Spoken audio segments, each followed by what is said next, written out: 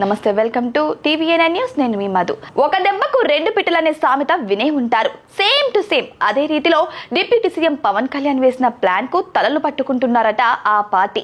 అసలు ఏం చెయ్యాలో తోచక ఆ పార్టీ నేతలు ఆలోచనలో పడినట్లు పొలిటికల్ టాక్. మనం ఒకటి తలుస్తే ఇంకొకటి జరుగుతుండడం ఆ పార్టీకి రుచించడం లేదట. ఇంతలా పవన్ దెబ్బకు విలవిలలాడుతున్న పార్టీ ఏదో అనుకోవద్దండి, అది వైసీపీనేనట. ఈ మాటలు అంటున్నది మాత్రం రాజకీయ విశ్లేషకులే. ఏపీలో ఎన్నికల అనంతరం మళ్లీ పుంజుకోవాలన్నది వైసీపీ ప్లాన్.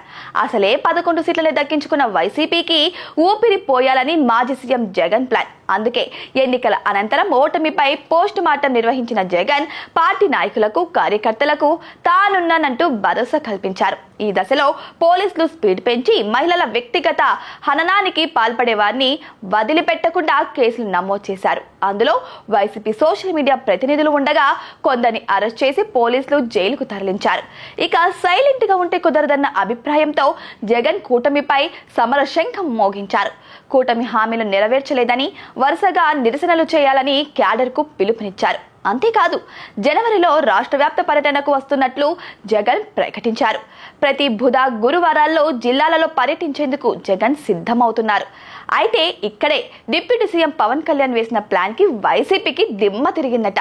ఇటీవల జగన్ సొంత జిల్లా కడపలో ఓ ఎంపీడీఓపై వైసీపీ నాయకుడు దాడికి పాల్పడడంతో పవన్ నేరుగా కడపలో పర్యటించారు. ఇలాంటి దాడులను సహించేది లేదని, చట్టరీత్యా శిక్ష పడేలా చేస్తామంటూ పవన్ హెచ్చరించారు. అంతవరకు ఓకే గానీ ఇలాంటి ఘటనలు మరెక్కడా జరగకుండా ప్రభుత్వ ఉద్యోగుల్లో ధైర్యం నింపేందుకు జిల్లాల పర్యటనకు రానున్నట్టు పవన్ ప్రకటించారు.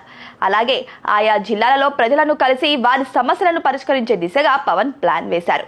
ఇదే ఇప్పుడు వైసీపీకి అసలు రుచించడం లేదని టాక్.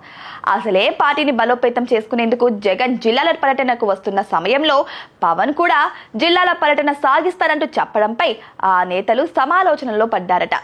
జగన్ పర్యటన సాగినా పవన్ పర్యటనతో ఆ ప్రభావం ఏముంటుంది అన్న భావన రాజకీయ విశ్లేషకుల అంచనా. మొత్తం మీద పవన్ జిల్లాల పర్యటన సాగితే వైసీపీ పరిస్థితి ఏమిటన్నది మున్ముందు తెలియాల్సిన పరిస్థితి.